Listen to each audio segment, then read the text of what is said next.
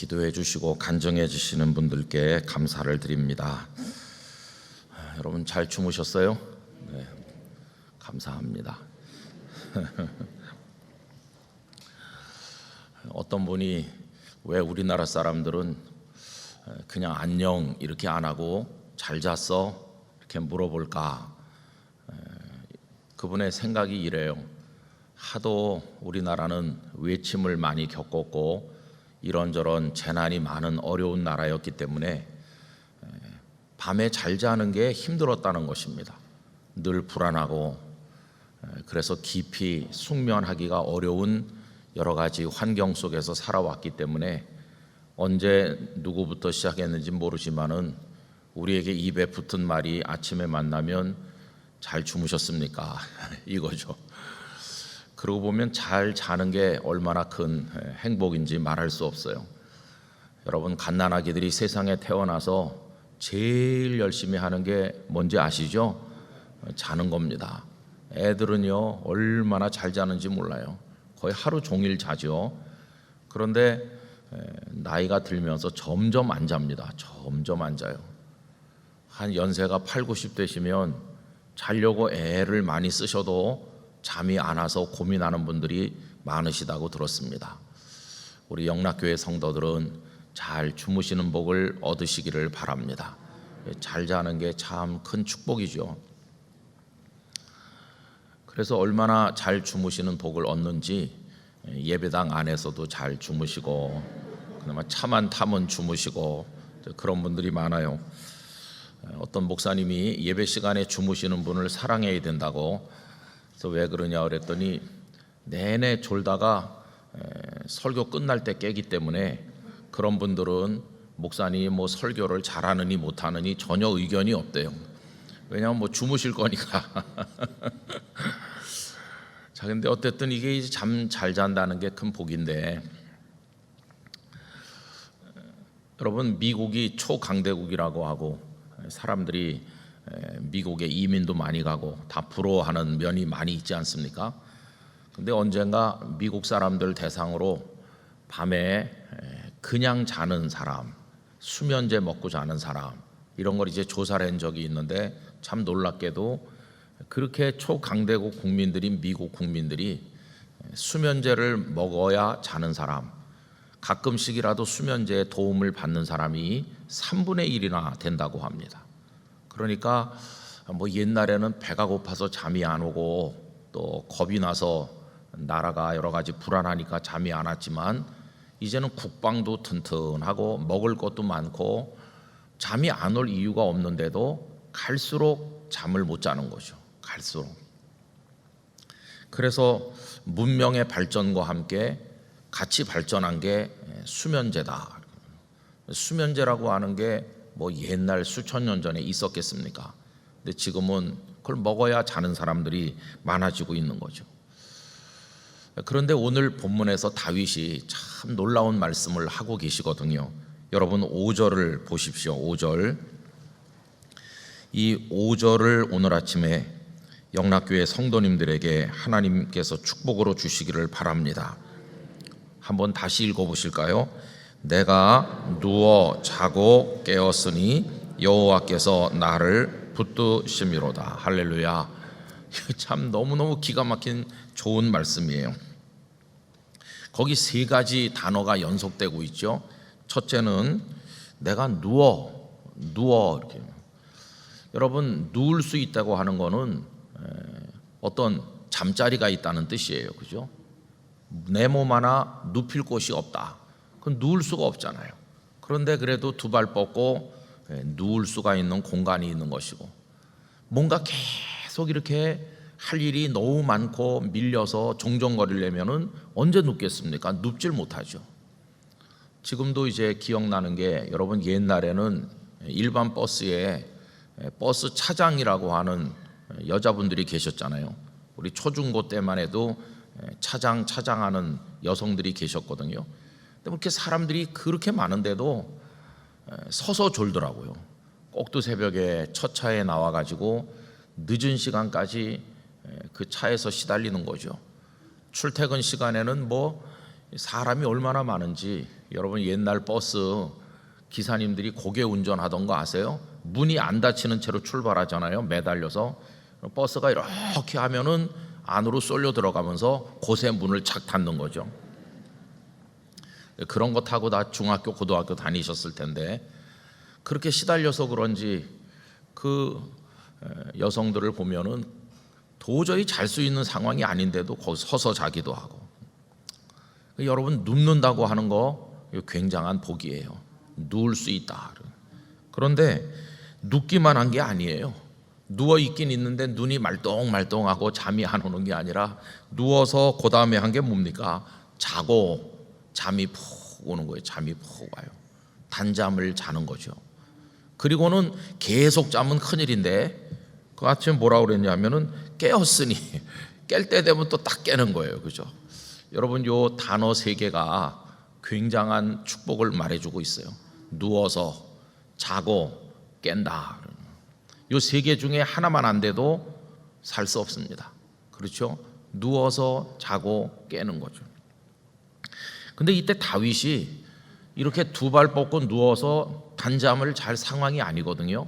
이때 상황이 어떻느냐 하면 여러분 표제어를 보십시오. 1절 앞에 그 표제어가 뭐라고 되어 있습니까? 다윗이 그의 아들 압살롬을 피할 때에 지은 시라고 되어 있잖아요. 이게 도저히 잘 수 있는 상황이 아니에요. 압살롬은 다윗의 여러 아들들 중에서 가장 출중한 그런 왕자였습니다. 그런데 암논이라고 하는 어머니가 다른 왕자가 있었는데 암논이 다말 다윗의 딸을 겁탈했죠.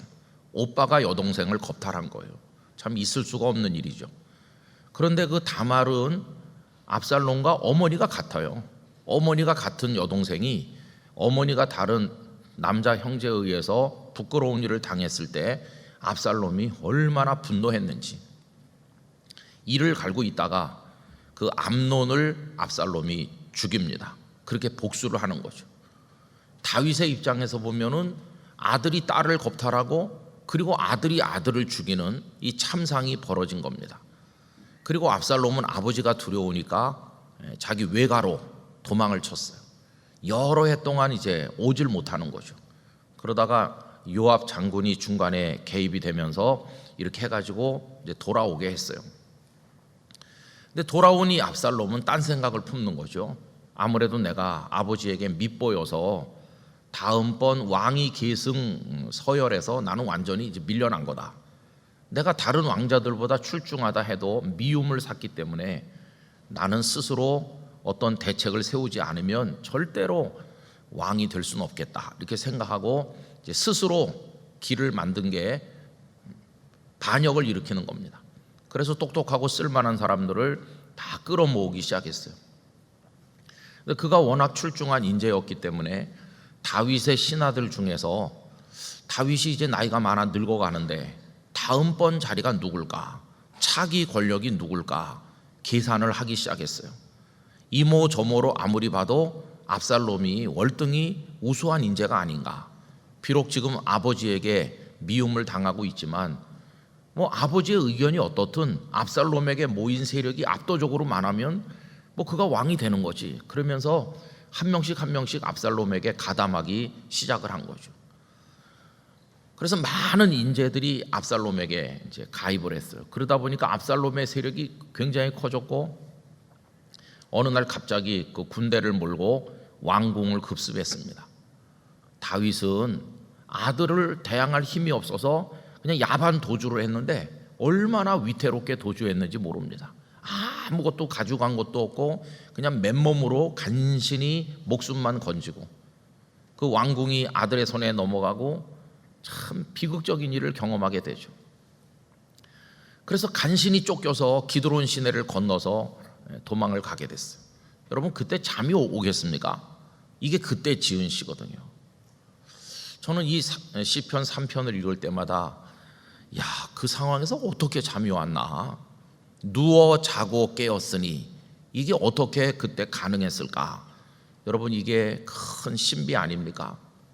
말할 수 없는 고난과 고통과 번뇌 막 가슴 아픔, 아들이 나를 죽이려고 한다. 이건 뭐 막 몸서리가 쳐지고 몸부림을 치고 그냥 막 악을 쓰고 소리를 질러도 이게 뭐 해결되지 않는 그런 상황인데 그가 자고 깨는 거예요. 편안히 아무 일도 없는 사람 같이 척 누워가지고 어떻게 이럴 수 있을까? 여러분, 이게 이제 오늘 시편 3편이 우리에게 보여주는 것입니다. 저는 압살롬의 그 반역 중에서 쫓기는 다윗이 누워 자고 깨었다는 이 표현을 통해서 참 하나님의 백성들이 경험하는 어떤 절대적 평안, 그런 것들을 느낄 수 있다고 생각합니다. 고통이 너무 깊죠. 막 캄캄하죠. 완전히 메마른 사막 같죠. 그러나 지난 주일부터 드린 말씀처럼 그런 캄캄함 중에도 한 줄기 하나님의 위로의 빛이 임하고 있는 것이고, 그 메마른 중에도 틈새에서 샘이 흐르는 거죠.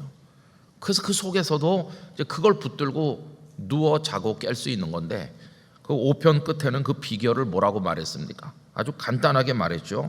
내가 누워 자고 깨었으니, 그럴 수 있었던 이유를 뭐라고 말하죠? 여호와께서 나를 붙드심이로다. 여러분, 이 은혜를 우리가 이 땅에 사는 마지막 순간까지 얻기를 원합니다. 하나님은 나를 버리지 않으셨을 거야. 하나님은 나를 붙드셨을 거야. 온 세상 사람들이 나를 비난하는구나. 당해도 싸다. 저 다윗은 여러분, 다윗이 이 지경이 됐을 때 막 사람들이 욕했어요. 자기 앞에 있던 사울을 쫓아내고 왕이 됐다. 근데 사실은 다윗이 사울을 쫓아낸 적이 없어요. 하나님 앞에서 사울 왕이 잘 못했기 때문에 하나님께서 사울을 쫓아내시고 그 빈자리에 다윗을 앉힌 것이지, 다윗이 사울을 뭐 죽인다든지 이렇게 한 적이 없잖아요. 그는 그냥 쫓겨다녔을 뿐이죠. 그런데도 사람들은 상황이 이렇게 바뀌니까 없는 말을 막 지어내면서, 특별히 그 사울 왕의 친족들, 베냐민 지파에 속한 사울의 친척들은 자기 지파에서 왕이 배출된 걸 자랑스럽게 여겼는데, 사울이 블레셋과의 전쟁에서 죽고 그게 다윗에게로 넘어갔을 때 막 한을 품었거든요. 그랬다가 다윗이 어려워지니까 있는 말 없는 말 막 쏟아놓으면서 사울을 쫓아내고 왕이 되더니 꼴 좋다, 당하는 거다, 이제 이런 식으로 하는 거죠. 사람들이 다 다윗을 비난했어. 여러분, 그 얘기가 어디 나오느냐 하면요, 2절 말씀 보십시오. 2절, 많은 사람이 나를 대적하여 말하기를 그는 하나님께 구원을 받지 못한다 하나이다. 이게 이제 사람들이 막 비난하고 조롱하고 손가락질하고 욕설을 퍼붓는 거예요. 다윗 좋은 시대 다 끝났구만. 이제는 저러다가 이제 죽는 것만 남았네. 자식에게 죽게 생겼어. 꼴 좋다. 이제 이러면서, 여러분 이거 한번 상상을 해보세요. 그런 상황이에요. 그러나 그 상황에서도 다윗은 흔들리지 않는 거죠. 3절 말씀 다 같이 읽어보실까요? 여호와여, 주는 나의 방패시요 나의 영광이시요 나의 머리를 드시는 자이시니이다. 사람들은 다 나에게 할 말 못할 말 다 쏟아놓지만 대항하지 말자, 대꾸하지 말자. 내가 이 지경이 된 거 내가 죄인이기 때문이지. 그거 알고 있었어요. 밧세바와 간음을 했죠. 우리아를 죽였죠. 하나님께서 나단 선지자를 통해서 칼이 너의 집에서 떠나지 않을 거라고 말씀하셨죠. 지금 그 벌을 받고 있다는 사실을 알고 있었어요. 내가 지은 죄가 크니까 하나님께서 나에게 너도 당해봐라 이렇게 채찍을 치는 거다. 그걸 아들을 통해서 내가 당하고 있는 거다.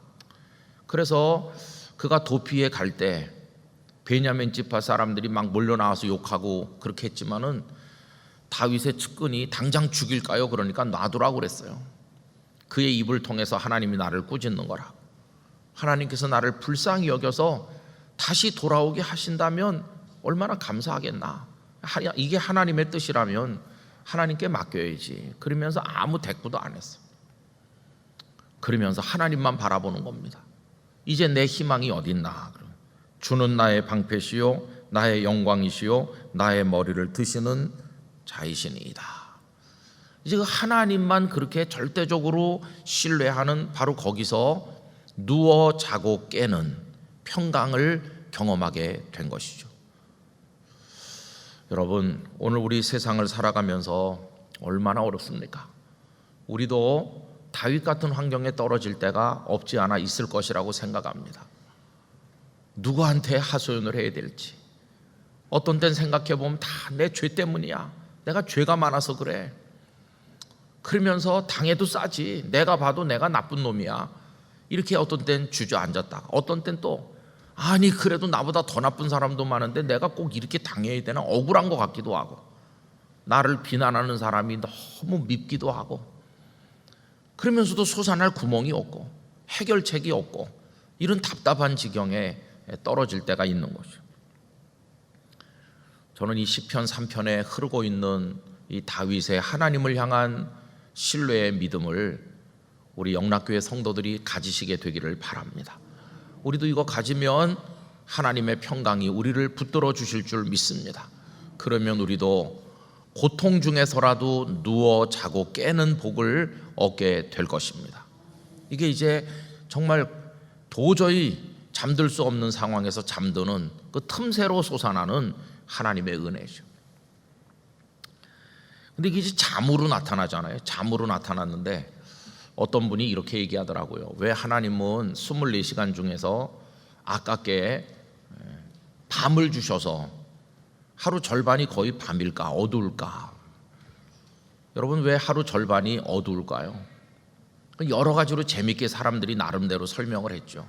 낮 동안에는 일하는 거다, 움직이는 거다. 그런데 밤 동안에는 안식해라, 안식을 가르치시기 위함이다. 그렇게 기본적으로 설명할 수 있고, 또 좀 더 적극적으로 말하면 낮 동안에는 욕망을 분출하면서 뛰어다니는 시간인데, 밤에는 그 욕망을 내려놓고 하나님을 바라보도록 하기 위함이다. 그렇게 말하기도 하고요.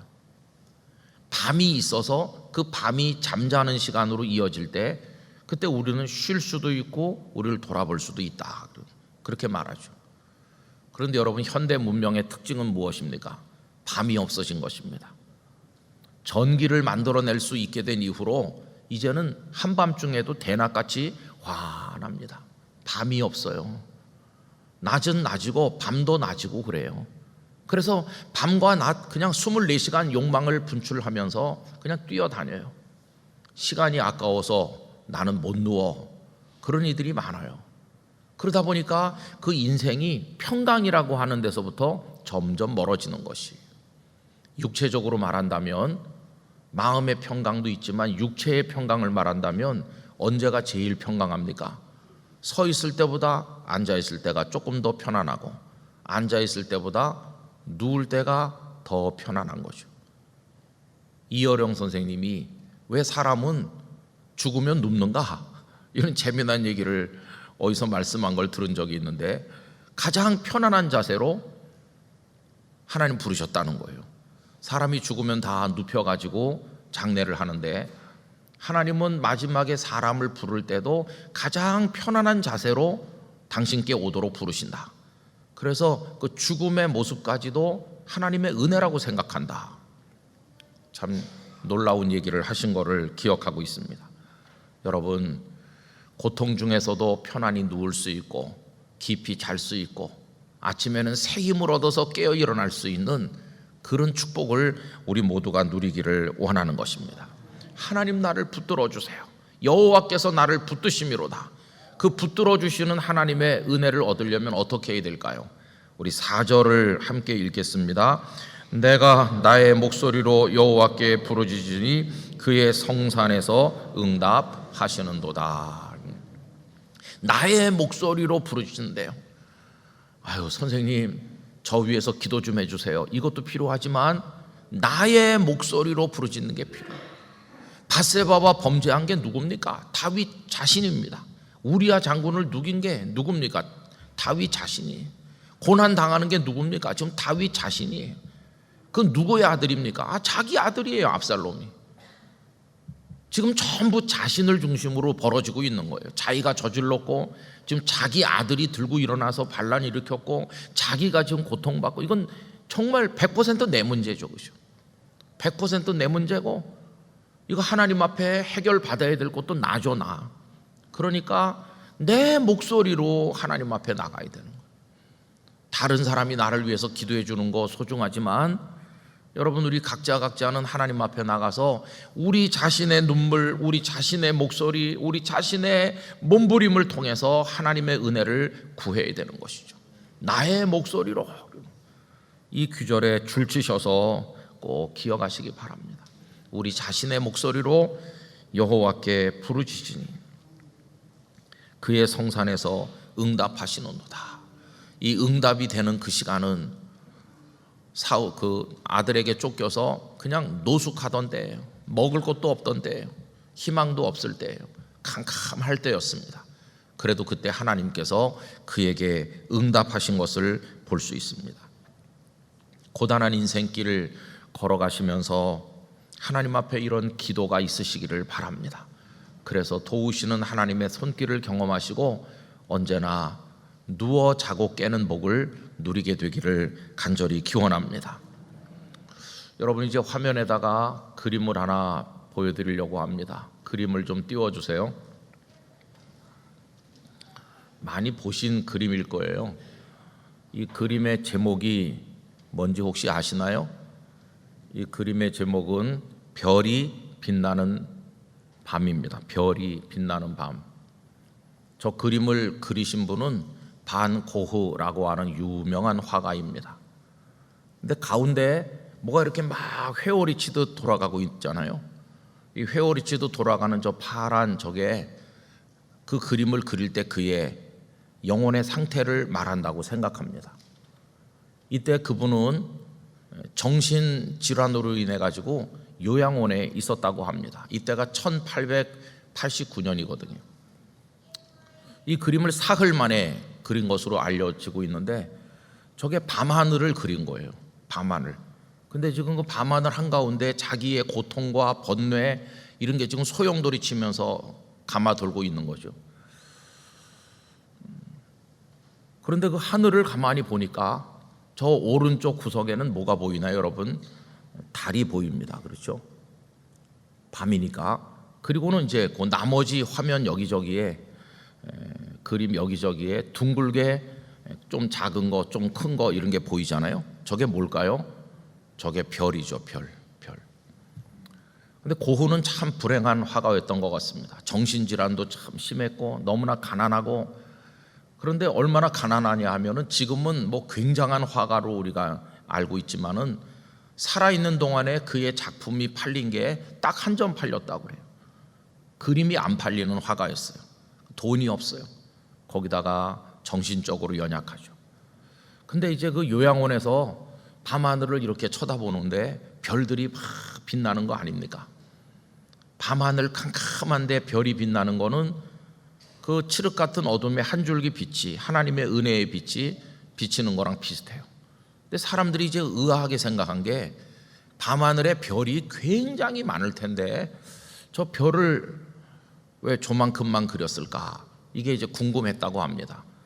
여러분, 저 별이 지금 몇 개인가 한번 세보세요. 오른쪽 구석에 있는 달은 빼고 그 나머지 동글동글한 거 다 세보면요, 저게 11개입니다. 11개. 저게 왜 11개인지 아시겠어요? 사람들이 이런저런 설명을 시도를 했어요. 그걸 뭐 본인한테 물어본 거 아니니까 잘 모르지만 재미있는 설명이 있어요. 그는 목사의 아들이었다. 성경을 잘 배운 사람이었다. 경건한 기독교인이기도 했었다. 그런데 왜 별이 11개일까? 했을 때 가장 재미있는 설명이 이겁니다. 야곱이 아들 12명을 낳았잖아요. 12명 중에 11번째 아들이 누굽니까? 요셉이죠. 근데 요셉은 꿈을 많이 꿨죠.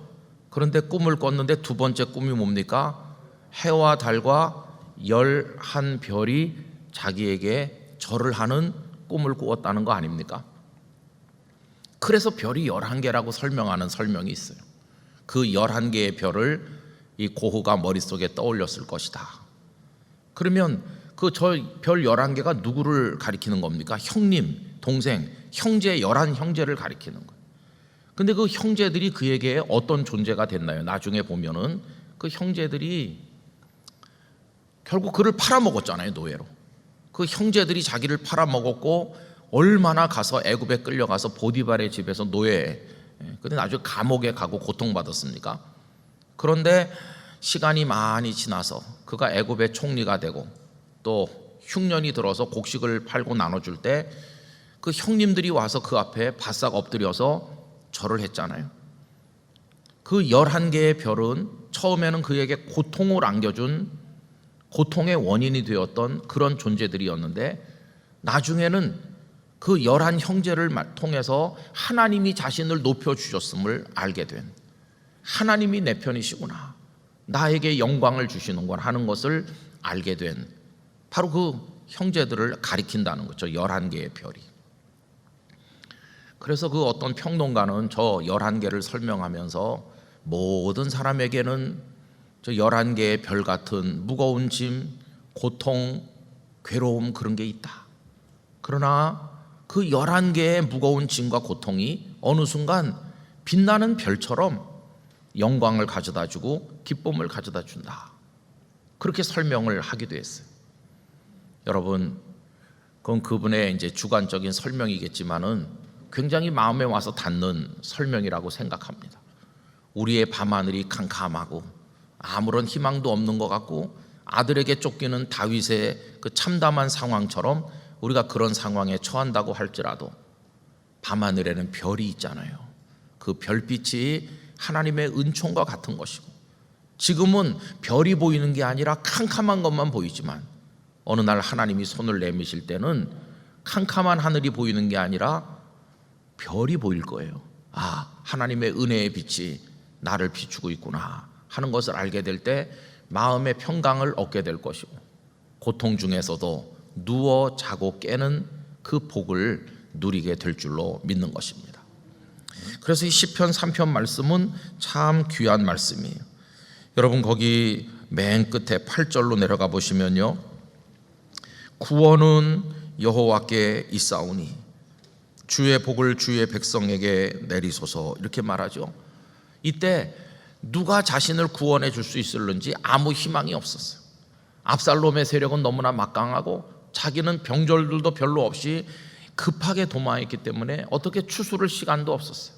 그런데 후세라는 사람이 압살롬 옆에 있어서 다윗의 편을 들어서 모략을 베풀었고, 압살롬은 후세의 말을 따름으로 다윗은 시간을 벌게 됐고, 바르실레가 먹을 걸 가지고 와서 다윗 일행이 기력을 얻을 수 있도록 도와줬고, 그래서 하나님께서 희망이 전혀 없는 캄캄한 하늘 같았는데 바르실레도 등장하고 후세도 등장하고 시간도 벌게 하시고, 이렇게 하면서 별이 하나씩 그를 비춘 것처럼, 그래서 그가 다시 전열을 정비할 수 있게 되었어요.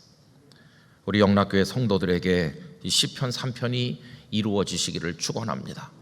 아까 권사님 간증 중에 그 어렵고 힘든 시간을 보내실 때 하나님께 받은 말씀이 3편, 4편이라고 하시잖아요. 여러분, 4편 말씀 참 제가 좋아하는 말씀이 있는데 4편으로 내려가셔서 7절, 8절 보십시오. 7절, 8절 같이 읽어보겠습니다. 주께서 내 마음에 두신 기쁨은 그들의 곡식과 새 포도주가 풍성할 때보다 더하니이다. 내가 평안히 눕고 자기도 하리니 나를 안전히 살게 하시는 이는 오직 여호와이시니이다. 할렐루야. 이게 바로 통하고 있어요, 3편과. 왜 그러냐 하면은 7절, 주께서 다윗의 마음에 기쁨을 두셨어요. 도저히 기뻐할 수 없는 상황인데 기쁨과 평안을 주신 거예요. 근데 그게 얼마나 놀라운지, 그들, 나를 치는 원수들은 곡식도 많고 새 포도주도 풍성해요. 그런데 나는 지금 곡식도 없고 포도주도 없어요. 그래도 하나님이 주신 기쁨이 곡식과 포도주를 많이 가진 그들보다도 더 크다, 이렇게 얘기하는 거예요. 그래서 8절 말씀이 오늘 3편 5절과 통하잖아요. 여기도 자는 얘기를 하잖아요. 내가 평안히 눕고 자기도 하리니 나를 안전히 살게 하시는 이는 오직 여호와이시니이다. 그래서 이 3편과 4편이 그 영적인 의미가 하나로 흐르고 있는데, 권사님께 하나님께서 이 말씀을 주셨다, 아까 그렇게 말씀하셨어요. 환난도 많고 걱정도 근심도 많은 세상이지만 우리 성도들에게 이 평안이 임하시기를 축원합니다. 눕고 자고 깨는 복을 얻으시기를 바랍니다. 요 4편 7절 8절 말씀까지 마음에 새기시기를 바랍니다. 그래서 하나님, 세상은 요란했어요. 내가 하나님 앞에 지은 죄도 많았어요. 채찍도 많이 맞고 참 힘든 밤이었어요. 그러나 믿음의 눈을 열어보니 별들이 빛나고 있음을 알게 됐어요. 하나님 나를 구원하실 줄 믿습니다. 그러면서 하나님께 감사할 수 있는 그런 믿음 우리가 가지기를 원하는 것입니다. 이 한 주간 동안에 그런 감사의 마음을 하나님께서 더 키워주셔서 이번 주일 풍성한 진정한 감사로 하나님께 영광 돌리길 바라고, 여기 누워 자고 깬다고 그랬는데 우리 수험생들에게 오늘 밤에 이루어지길 바랍니다. 아이고, 내일 수능인데 어떻게 눕겠어? 그러지 말고 잘 누워서 잘 자고 내일 아침 우리 학생들 다 잘 깨어 일어나길 원합니다. 그래서 맑은 정신으로 가서 시험 잘 치르고 하나님을 찬송하고 좋은 결과를 얻기를 우리 주님 이름으로 축복합니다. 기도하겠습니다. 거룩하신 아버지 하나님, 정말 어려운 고통 속에 있었습니다. 아들에게 쫓겼습니다. 비참했습니다. 욕을 얻어먹었습니다. 조롱을 당했습니다. 하나님 날 버리나 생각했습니다. 도저히 누울 수도 잘 수도 없는 상황이 있었습니다. 그러나 다윗은 그 속에서 평안을 누렸고 붙드시는 하나님의 손길을 경험하였습니다. 아버지 하나님, 저희에게도 이런 은혜를 허락하여 주시옵소서. 캄캄한 밤하늘을 보는 게 아니라 거기서 비추는 빛을 보는 눈이 열리게 하여 주시옵시고 하나님으로 인해 승리하도록 인도하여 주시옵소서. 오늘 새벽에 이 자리에 나오신 분들, 가정에서 함께하는 분들 간절한 기도에 응답해 주시기로 나오며, 우리 수험생들 오늘 밤에 잘 자고 내일 거뜬하게 일어나서 소기의 목적을 이루게 하여 주옵소서. 오늘도 1부 기도회, 2부 기도회 예배당에서 모이는 모임에 은혜를 허락하여 주시옵시고 사랑하는 성도들의 일터와 가정에 하나님의 축복을 허락해 주옵소서. 이제는 주 예수 그리스도의 은혜와 하나님 아버지의 사랑과 성령님의 교통하심이 모든 영락교회 성도들 중에 영원토록 함께 하시기를 축원하옵나이다. 아멘.